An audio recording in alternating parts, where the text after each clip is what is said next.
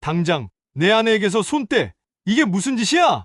그 순간 내 눈앞이 새빨갛게 변했습니다. 병실의 차가운 불빛 아래 이진우라는 젊은 의사가 내 안에 김선희의 목과 가슴을 더듬는 모습을 보았을 때 심장이 터질 듯 뛰었습니다. 면회 시간이 끝난 깊은 밤 병실 문을 잠그고 몰래 들어간 그의 손길은 마치 무언가를 탐닉하는 듯 집요했고 나는 분노와 혼란 속에서 숨을 쉴 수 없을 지경이었습니다. 내 평생의 반려자 선이가 의식도 없이 누워 있는데 이건 도대체 무슨 일이란 말인가. 내 이름은 박성철, 68세. 40년을 함께한 아내 김선희는 내 인생의 전부였습니다. 그녀는 늘 따뜻했고 어떤 고난에도 미소를 잃지 않는 여자였죠. 우리가 처음 만난 건 1960년대 동네 시장에서였습니다. 어머니와 함께 장을 보던 선희가 교복 치마를 입고 고사리 같은 손으로 어머니의 손을 꼭 잡은 모습은 지금도 생생합니다. 그날 그녀가 시장 바닥에 떨어뜨린 귤 하나를 주워주며 나도 모르게 말을 걸었습니다. 아가씨, 이거 떨어뜨리셨어요. 그녀는 얼굴을 붉히며 고맙다고 했고 그 미소에 나는 완전히 빠져버렸습니다. 마치 봄날 벚꽃이 피어나는 것처럼 그녀의 미소는 내 마음에 깊이 새겨졌습니다. 성철아, 우리 같이 늙자. 결혼 첫날 선희가 내 손을 잡으며 했던 그 약속은 40년간 우리를 이어준 끈이었습니다. 우리는 함께 웃고 울고 아이들을 키웠습니다. 선희는 내가 학교에서 힘든 일이 있어 집에 돌아오면 언제나 따뜻한 밥상과 더 따뜻한 미소로 맞아주었습니다. 그녀의 손길 하나하나에는 사랑이 스며 있었고 그 사랑 덕분에 나는 매일을 버텨낼 수 있었습니다. 하지만 한 달 전 그 끈이 끊어질 듯 위태로워졌습니다. 선희가 갑작스럽게 뇌경색으로 쓰러진 겁니다. 그날 아침 평소처럼 아침밥을 차리던 선희가 갑자기 어머 머리가 라며 주저앉았습니다. 그 순간의 공포는 지금도 생생합니다. 구급차가 오기까지의 그 긴 시간 나는 선희의 손을 잡고 괜찮다, 괜찮을 거야 라며 되뇌었지만 내 목소리는 떨리고 있었습니다. 병원에 실려간 뒤 의사들은 차갑게 선고했죠. 회복 가능성이 매우 낮습니다. 의식불명 상태가 오래갈 가능성이 큽니다. 그 말은 내 가슴을 칼로 찌르는 것 같았습니다. 그래도 나는 포기할 수 없었습니다.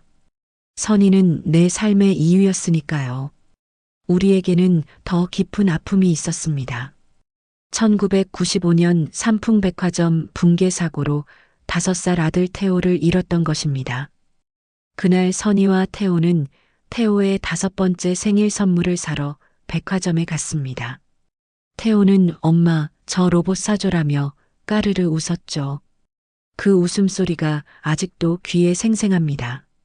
하지만 그날 건물이 갑작스럽게 흔들리기 시작했습니다. 아내는 태호를 안고 필사적으로 출구로 뛰었지만 먼지와 비명 속에서 그렇게 태호는 사라졌습니다. 생존자 명단에도 사망자 명단에도 내 아들 태호의 이름은 없었습니다.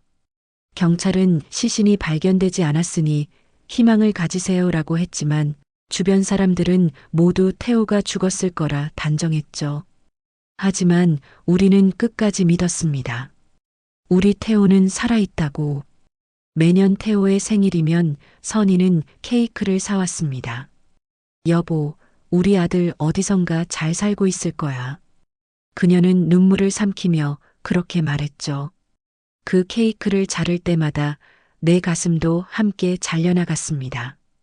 태호가 사라진 후 선희는 늘 가슴 한구석에 아들을 품고 살았습니다.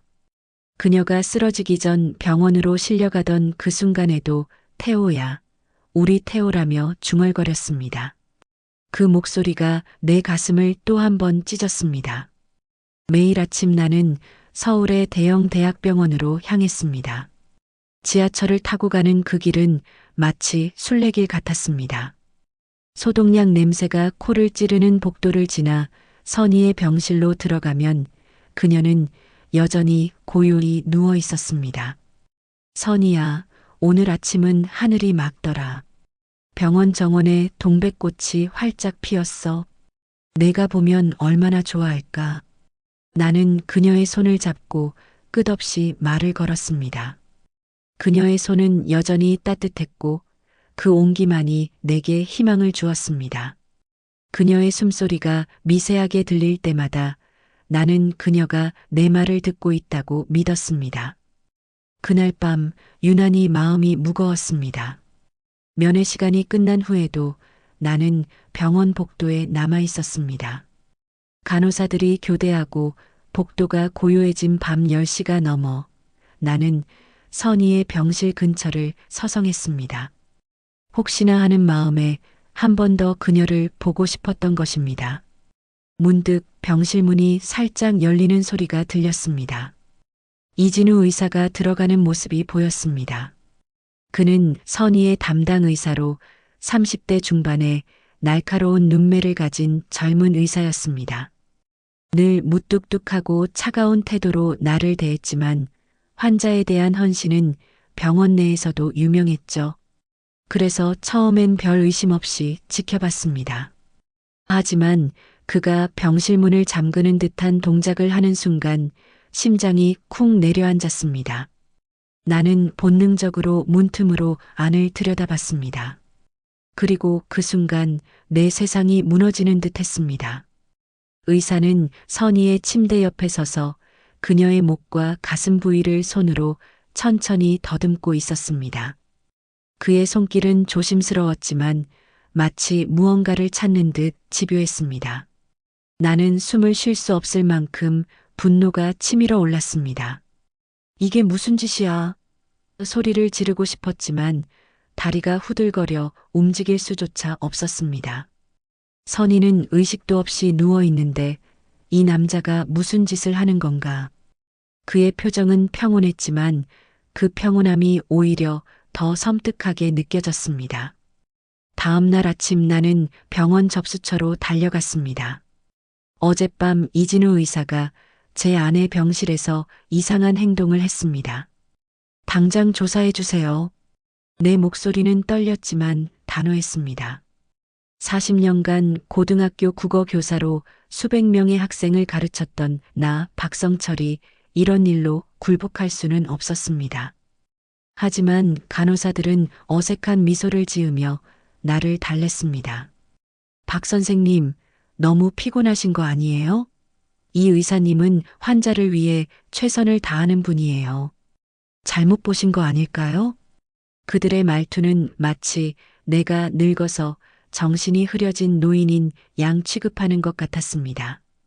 한 간호사는 심지어 선생님, 요즘 너무 병원에 오래 계셔서 스트레스가 많으신 거예요. 집에서 좀 쉬세요라며 나를 위로하는 척 했습니다. 내가 잘못 본 게 아니에요. 분명히 봤다고. 나는 소리쳤지만 그들은 고개를 저으며 내 말을 흘려들었습니다. 그 순간 내가 정말 제정신인지 의심이 들기 시작했습니다. 내가 너무 지쳤나? 선희가 저렇게 누워 있는데 내가 환각을 본 걸까? 하지만 그 장면은 너무 선명했습니다. 이 의사의 손길, 그 섬뜩한 평온함, 문을 잠그는 동작까지. 이건 착각이 아니었습니다. 나는 병원 곳곳을 돌아다니며 이진우 의사에 대해 알아보기 시작했습니다.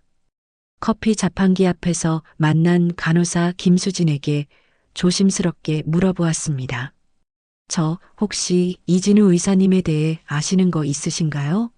제 아내 담당 의사인데 좀 궁금해서요. 그녀는 잠시 나를 쳐다보더니 부드러운 미소를 지으며 대답했습니다. 이 의사님? 신경외과에서 제일 유능한 분이에요. 해외에서 유학하고 작년에 귀국하셨죠. 미국에서 신경외과 전문의 자격도 따셨다고 들었어요. 그녀의 말투는 자랑스러워 보였지만 내게는 그저 차가운 정보일 뿐이었습니다. 유능하다고? 그럼 왜 그런 수상한 행동을 한 거지? 나는 병원 곳곳을 돌아다니며 다른 직원들에게도 넌지시 물어보았습니다. 복도에서 만난 청소부 아주머니, 식당에서 밥을 나르던 직원, 심지어 주차장 관리인까지. 하지만 대부분은 비슷한 대답뿐이었습니다. 이 의사님은 환자를 정말 열심히 보는 분이에요. 젊고 똑똑한 의사죠. 그들의 말은 하나같이 이 의사를 칭찬하는 내용이었지만 내 의심은 줄어들지 않았습니다. 오히려 그 완벽함이 더 수상하게 느껴졌습니다. 완벽한 겉모습 뒤에 뭔가를 숨기고 있는 게 아닐까? 그날 오후 나는 딸 지연이에게 전화했습니다. 지연아, 엄마 담당 의사 이진우라는 의사가 좀 이상해. 그날 밤 엄마 병실에서 이상한 행동을 하는 걸 봤어. 나는 말을 고르며 최대한 차분히 설명하려 했지만 목소리는 떨렸습니다. 지연이는 잠시 침묵하더니 한숨을 쉬었습니다. 아빠, 요즘 너무 힘드셔서 그런 거 아니에요? 병원에 매일 계시니까 피곤하신 거예요. 의사가 이상한 행동을 했다니 그게 진찰 아니었을까요? 딸아이의 말은 부드러웠지만 내게는 날카로운 칼처럼 느껴졌습니다. 지연아, 내가 잘못 본 게 아니야. 분명히 문을 잠갔다고. 나는 목소리를 높였지만 지연이는 여전히 의심을 받아들이지 않았습니다. 아빠, 의사들이 밤늦게 환자 상태 확인하는 거 흔한 일이에요. 너무 걱정 마세요. 전화를 끊고 나서 나는 병원 로비 벤치에 앉아 멍하니 천장을 바라보았습니다. 내 딸마저 나를 믿지 않는 걸까? 하지만 그 장면은 너무 생생했습니다. 이 의사의 손, 그 집요한 눈빛, 그건 착각이 아니었습니다. 그날 저녁 병원 복도에서 우연히 마주친 간호사 윤미경이 내게 새로운 단서를 던져주었습니다. 그녀는 20대 후반으로 보였고 친절한 태도로 말을 걸어왔습니다. 박 선생님, 오늘 좀 피곤해 보이세요. 나는 그녀의 친절한 태도에 용기를 내 물어보았습니다. 윤 간호사님, 혹시 이진우 의사님에 대해 아는 거 있으신가요? 그녀는 잠시 주저하더니 목소리를 낮추며 말했습니다. 이 의사님요? 사실 병원에서 좀 소문이 있었어요. 최근에 뿌리찾기라는 입양 아동 재회 프로그램에 관심을 보이셨다고. 그녀는 주변을 살피며 말을 이었습니다. 뿌리찾기 프로그램이 입양된 아이들이 친부모를 찾는 거잖아요. 이 의사님이 그 프로그램에 자원봉사로 참여하려는지 아니면 개인적인 이유가 있는지는 잘 모르겠지만요. 그녀의 말은 내 머릿속을 뒤흔들었습니다. 입양 재회 프로그램? 왜 하필 이 의사가 그런 것에 관심을 가진 걸까? 나는 그녀에게 더 물어보려 했지만 그녀는 급히 호출기 소리에 자리를 떠났습니다. 박 선생님, 나중에 또 얘기해요. 그녀가 멀어지는 모습을 보며 나는 불안한 예감에 사로잡혔습니다. 이 의사의 행동과 이 소문이 연결된 걸까? 아니면 그냥 우연일 뿐인가? 나는 1995년 삼풍백화점 사고 당시 수사에 참여했던 박 형사에게 연락했습니다. 이제 60대 초반인 그는 은퇴 후 작은 경비회사에서 일하고 있었습니다. 박 형사님, 박성철입니다. 태호 아빠요. 아직 기억하시죠? 수학이 넘어 그의 목소리는 세월의 무게를 담고 있었지만 여전히 묵직했습니다. 박 선생님, 오랜만입니다. 무슨 일이시죠? 나는 모든 것을 털어놓았습니다. 이진우 의사의 수상한 행동, 입양 프로그램에 대한 소문, 그리고 내 불안한 예감까지. 박 형사는 잠시 망설이더니 서울 외곽의 찻집에서 만나자고 했습니다. 찻집에 도착했을 때 박 형사는 창가에 앉아 녹차를 마시고 있었습니다. 나는 자리에 앉자마자 본론으로 들어갔습니다. 형사님, 그 사람의 과거를 파헤쳐 주세요. 성추행 전과라든가 안 좋은 기록이 없는지 알아봐 주실 수 있나요? 박 형사는 가만히 내 말을 듣다가 이윽고 한숨을 쉬었습니다.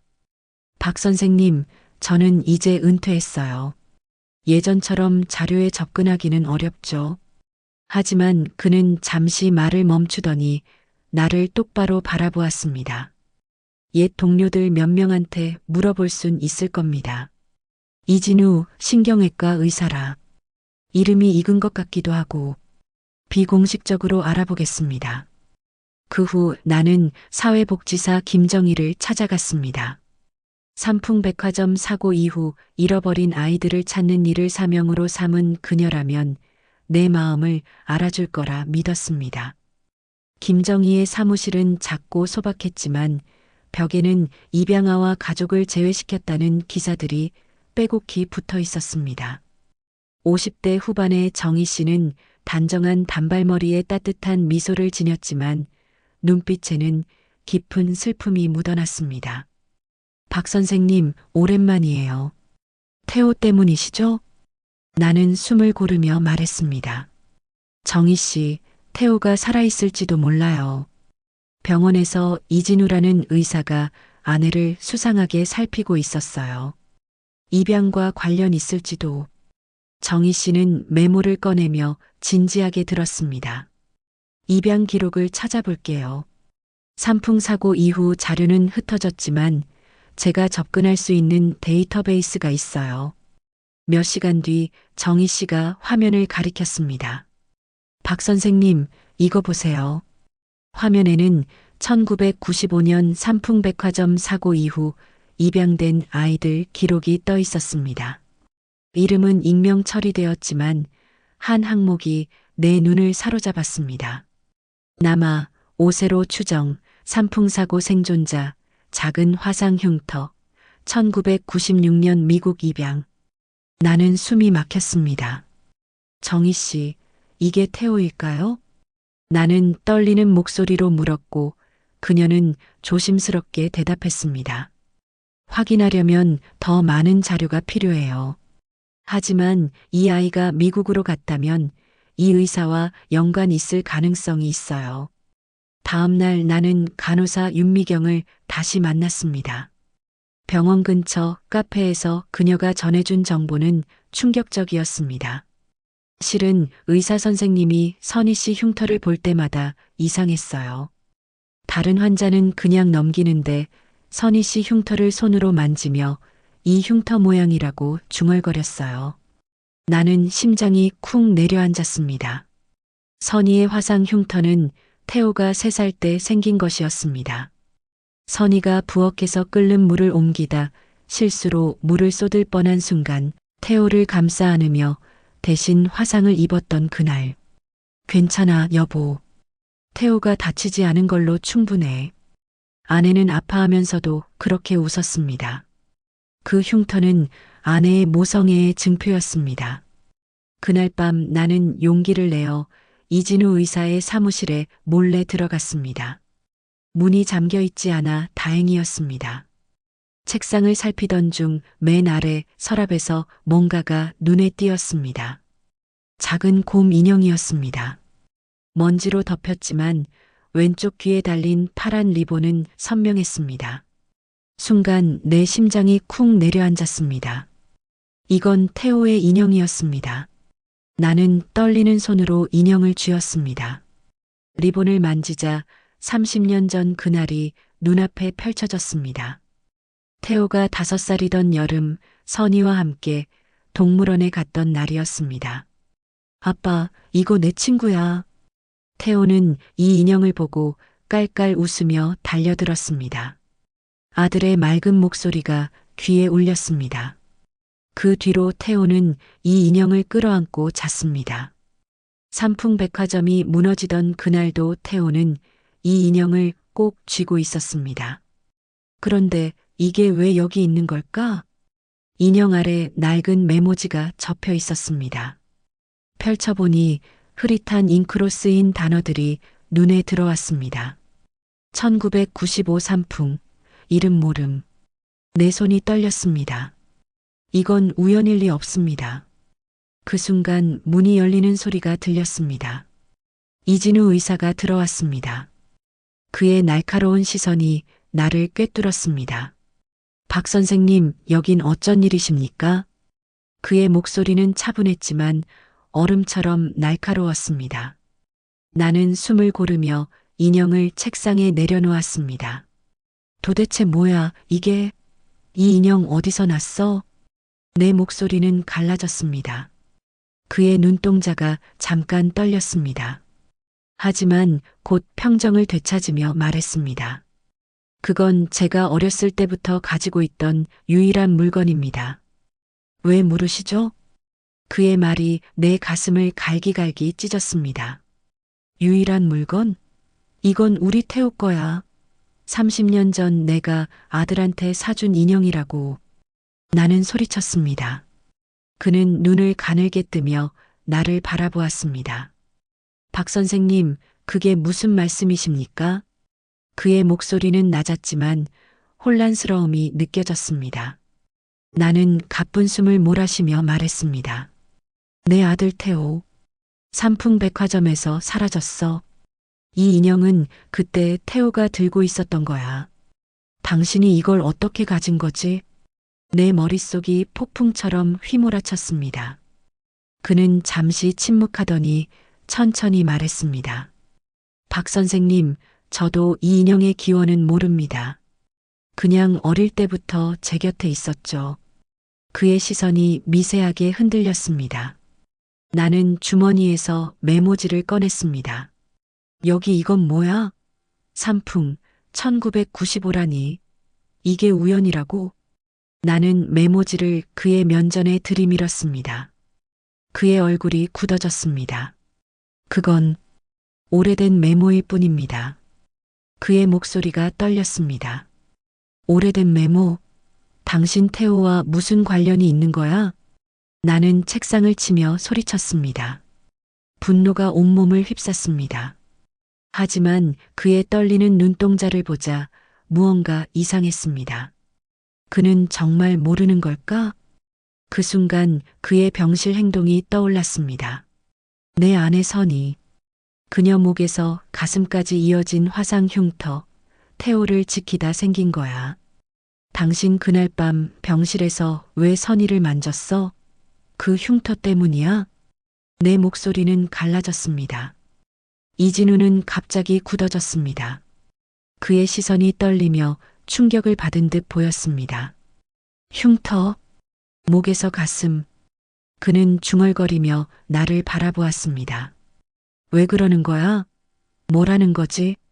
나는 소리쳤지만 내 목소리는 점점 약해졌습니다.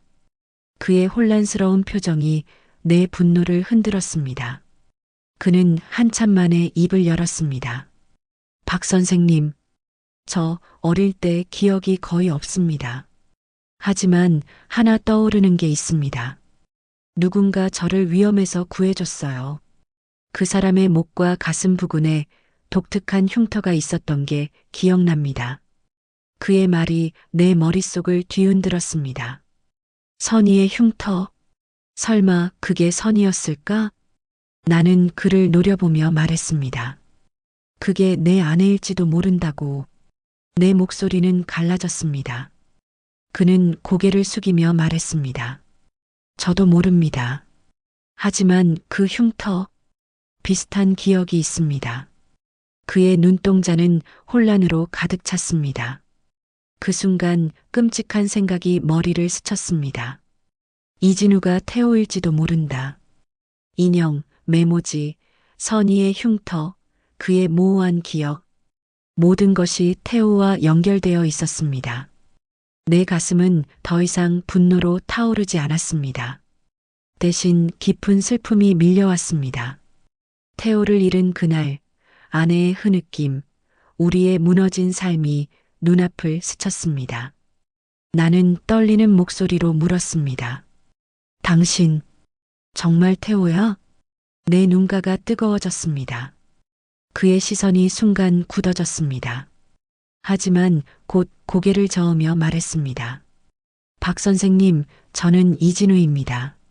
신경외과 의사일 뿐입니다. 그의 말이 내 가슴을 짓눌렀습니다. 나는 주먹을 쥐었지만 힘이 빠져나갔습니다. 그럴 리 없어. 이 인형, 그 흉터, 다 태호와 연결돼 있어. 내 목소리는 애원처럼 들렸습니다. 눈물이 뺨을 타고 흘렸습니다. 그는 한 발 물러서며 말했습니다. 박 선생님, 저도 혼란스럽습니다. 하지만 저는 제가 누군지 모릅니다. 그의 목소리는 떨리고 있었습니다. 나는 천천히 고개를 들어 그를 자세히 바라보았습니다. 그의 얼굴에 태호의 어린 모습이 아른거렸습니다. 내 가슴은 애잔함으로 물들었습니다. 설마 정말 내 아들일까? 아니면 내 간절함이 만들어낸 착각일까? 나는 인형을 다시 쥐었습니다. 손가락 사이로 파란 리본이 스쳤습니다. 태호가 이걸 안고 웃던 날 선이가 내 손을 잡으며 했던 약속이 떠올랐습니다. 만약 당신이 태호라면 내가 어떻게 당신을 모를 수 있지? 내 목소리는 거의 속삭임이었습니다. 그는 대답하지 않았습니다. 그의 침묵이 내 가슴을 더 무겁게 눌렀습니다. 며칠 후 나는 다시 이진우를 찾았습니다. 그도 같은 생각을 하고 있었던 것 같았습니다. 검사를 해야 합니다. DNA 검사. 내 목소리는 단호했지만 떨림이 묻어났습니다. 그는 잠시 나를 바라보더니 고개를 끄덕였습니다. 저도 그게 필요하다고 생각합니다. 그의 목소리는 낮았지만 결심이 담겨 있었습니다. 우리는 검사실로 향했습니다. 간호사가 검체 채취를 준비하는 동안 나는 그의 얼굴을 후려보았습니다. 태호의 어린 모습이 자꾸만 아른거렸습니다. 내 심장이 무너져 내렸습니다. 검사실에서 나온 우리는 병원 회의실로 자리를 옮겼습니다. 나는 그에게 물었습니다. 제발, 당신 태호가 맞는 거지? 내 목소리는 애절했습니다. 간절함이 목구멍을 조였습니다. 그는 잠시 눈을 감더니 입을 열었습니다. 박 선생님, 저는 입양되기 전 기억이 전혀 없습니다. 그의 눈동자가 잠깐 떨렸습니다. 나는 숨을 멈췄습니다. 저는 미국 보스턴에서 자랐습니다. 의사 가정에 입양되어 좋은 환경에서 공부하고 커갔죠. 하지만 늘 가슴 한 구석이 텅 비어 있었습니다. 그의 목소리는 갈라졌습니다. 나는 그의 얼굴에서 깊은 외로움을 보았습니다. 친부모님에 대한 단서는 없었습니다. 하지만 한 가지 잊을 수 없는 장면이 있어요. 그는 잠시 말을 멈췄습니다. 나는 손을 꽉 쥐었습니다. 어떤 여성이 저를 지키려 뜨거운 물을 맞았던 기억이 있습니다. 그녀의 목과 가슴에 선명한 붉은 상처가 남아 있었죠. 저는 기억 속 그 여성이 제 어머니일 거라 믿었고 그 기억이 저를 한국으로 이끌었습니다. 그의 말이 내 가슴을 쿵 때렸습니다. 선의의 흉터, 태호를 지키다 생긴 그 흔적. 나는 떨리는 목소리로 물었습니다.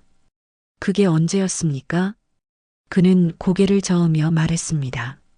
정확한 시점은 모릅니다. 하지만 그 흉터, 선희 씨를 보았을 때 강한 직감이 들었어요. 그의 시선이 나를 향했습니다. 내 머릿속이 어지러웠습니다. 며칠이 지나고 드디어 DNA 검사 결과가 나왔습니다. 검사실 상담실에서 이진우가 보고서를 조심스럽게 들어 올렸습니다. 그의 손이 미세하게 떨리고 있는 것이 보였습니다. 결과가 나왔습니다. 이진우는 깊은 숨을 내쉬며 보고서를 펼쳤습니다. 그의 목소리는 평소보다 떨렸습니다. DNA 검사 결과 99%의 확률로 저희는 부자 관계입니다. 그 말이 내 머릿속을 강타했습니다. 세상이 돌아가는 것 같았습니다. 내 다리가 후들거렸고 가슴 깊은 곳에서 뜨거운 무언가가 솟구쳐 올랐습니다. 30년 동안 꿈꿔왔던 순간이 드디어 현실이 된 것입니다. 나는 이진우를 바라보았습니다.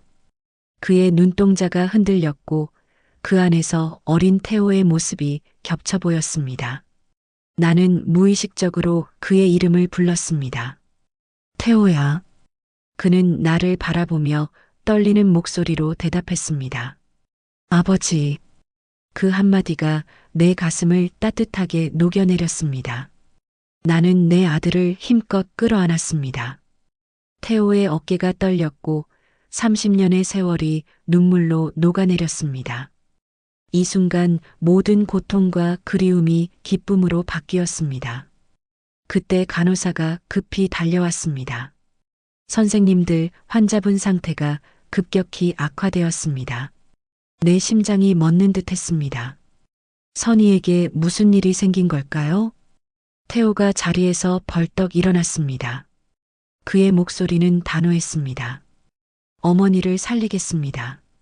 의사로서의 책임감과 아들로서의 사랑이 그 목소리에 담겨 있었습니다. 우리는 헐떡이며 중환자실로 달려갔습니다. 복도를 지나며 나는 태호의 단단한 어깨를 보았습니다. 그는 더 이상 어린 태호가 아니었습니다. 신경외과 의사, 그토록 찾아 헤매던 자랑스러운 내 아들이었습니다. 중환자실 문 앞에서 지연이가 기다리고 있었습니다. 딸이 울먹이며 나를 끌어안았습니다. 아빠, 정말 오빠가 맞나요? 왜 이제야 왔어요? 엄마 상태가 안 좋아졌어요.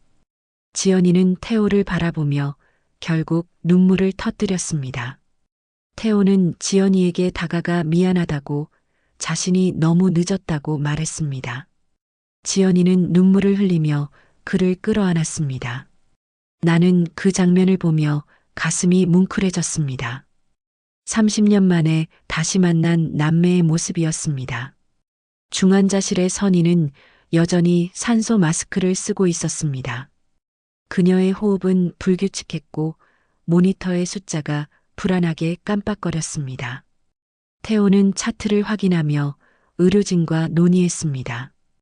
호흡 부전이 심해졌고 뇌압도 상승하고 있습니다. 즉시 응급수술을 준비해야 합니다. 태호의 목소리는 침착했지만 미세한 떨림이 묻어났습니다. 수술은 몇 시간 동안 이어졌습니다. 나와 지연이는 수술 대기실에서 손을 맞잡고 기다렸습니다. 기나긴 기다림 속에서 지쳐 쓰러질 때쯤 태호가 땀에 젖은 얼굴로 수술실에서 나왔습니다. 그의 표정은 무거웠지만 그 안에는 희망의 빛이 스며 있었습니다. 수술은 성공적으로 끝났습니다. 하지만 어머니의 상태는 여전히 위중합니다. 태호는 낮고 떨리는 목소리로 말했습니다. 태호야, 정말 고맙다. 내가 최선을 다했어. 나는 떨리는 아들의 어깨를 잡으며 진심으로 말했습니다. 어머니를 꼭 살리고 싶습니다. 태호는 고개를 숙이며 말했습니다. 태호의 눈에 눈물이 고였습니다.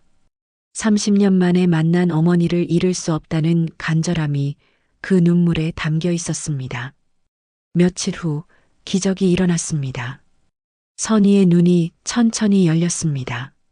나는 그녀의 이름을 속삭였습니다. 선희야. 그녀의 눈동자가 희미하게 나를 향했습니다. 그 눈빛에서 나를 알아보는 기색이 느껴졌습니다. 30년 동안 함께한 사랑하는 내 아내의 눈빛이었습니다. 성철 씨. 그녀의 목소리는 바람에 스치는 낙엽처럼 가냘팠지만 내게는 세상에서 가장 아름다운 소리였습니다. 나는 그녀의 손을 꼭 잡았습니다. 따뜻했습니다. 생명의 온기가 느껴졌습니다.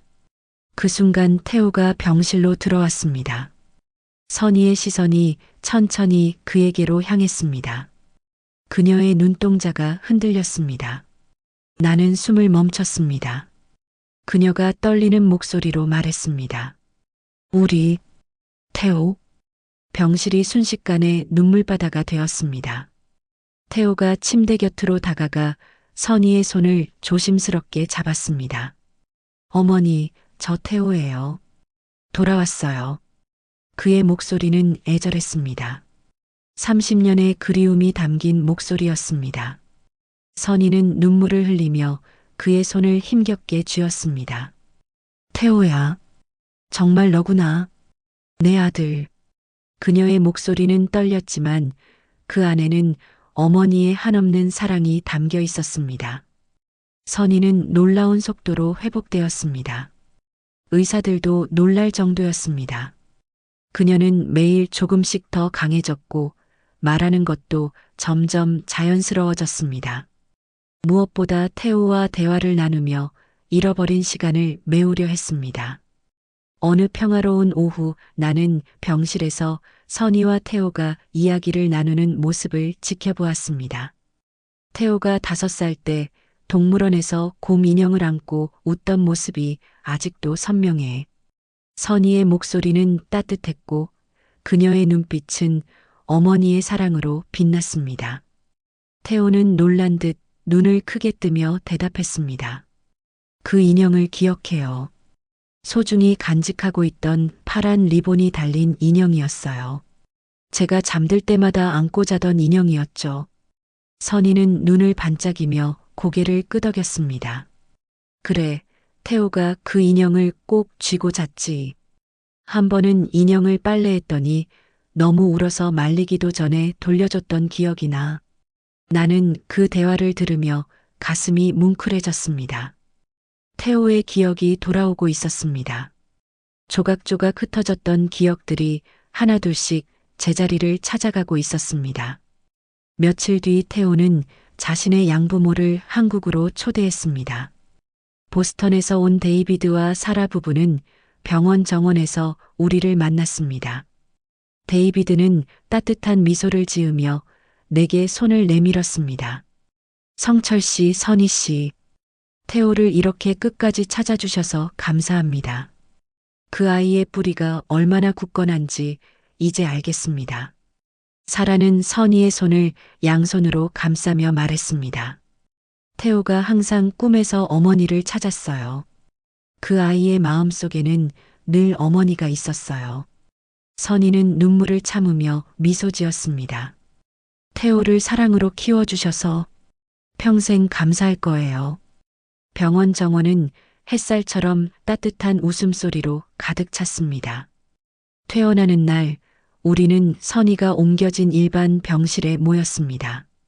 선희는 침대에 기대어 앉아 있었고 태호와 지연이는 그녀 곁에서 어린 시절 이야기를 나누며 웃고 있었습니다. 데이비드와 사라는 병실 한쪽에서 따뜻한 눈빛으로 우리를 지켜보고 있었습니다. 나는 병실 중앙에 서서 이 광경을 마음에 새겼습니다.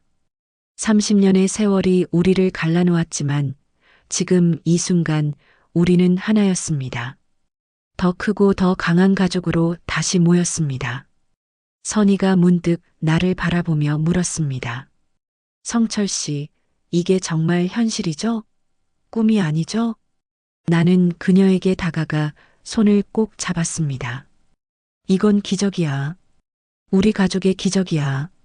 그녀는 눈물을 글썽이며 고개를 끄덕였습니다. 태호가 우리 부부와 사라, 데이비드의 손을 함께 잡으며 말했습니다. 우리는 이제 하나의 큰 가족이에요. 국경과 혈연을 넘어선 가족. 나는 그들의 얼굴을 하나하나 바라봤습니다. 내 가슴이 따뜻하게 뛰었습니다. 이것이 진정한 행복이구나 싶었습니다. 모든 사람들이 선희의 회복을 의학적 기적이라 불렀습니다. 하지만 나는 알고 있었습니다. 이건 단순한 의학의 영역을 넘어선 것이었습니다. 우리 가족의 사랑, 30년의 그리움, 그리고 재회의 힘이 그녀를 살린 것입니다. 퇴원하는 날 나는 병실 창가에 서서 마지막으로 병원 정원을 내려다봤습니다. 자, 이제 집으로 갑시다. 우리 모두 함께. 나는 확신에 찬 목소리로 말했습니다. 선희가 미소 지으며 고개를 끄덕였습니다. 그래요. 이제 정말 집으로 가요. 우리 모두 함께요. 사랑하는 사람들은 결국 서로를 찾아내는 법입니다. 30년의 세월을 뛰어넘어 우리 가족은 다시 하나가 되었습니다. 병원을 나서는 순간 따스한 봄 햇살이 우리를 반겼습니다. 마치 모든 것이 제자리를 찾았다고, 이제 모든 것이 괜찮을 거라고 말해주는 것 같았습니다. 나는 작게 속삭였습니다. 감사합니다. 그 말은 하늘을 향한 것이기도 했고, 우리 가족을 향한 것이기도 했습니다. 30년의 기다림 끝에 찾은 행복. 이보다 더 큰 축복이 어디 있을까요? 우리 가족은 함께 앞으로 걸어갔습니다. 새로운 시작을 향해 함께 걸어갔습니다.